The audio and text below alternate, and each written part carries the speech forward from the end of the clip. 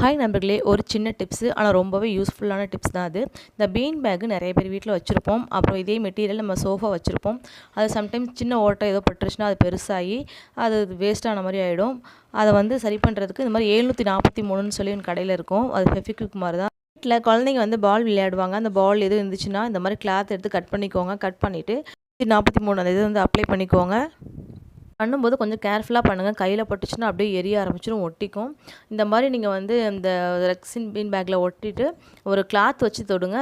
தொடும்போதே சூடாக இருக்கும். இப்போ பேக்கில் இந்த மாதிரி ஸ்டோன் ஒர்க் ஏதாவது விழுந்துச்சுன்னா கூட அழகாக ஒட்டிக்கலாம்.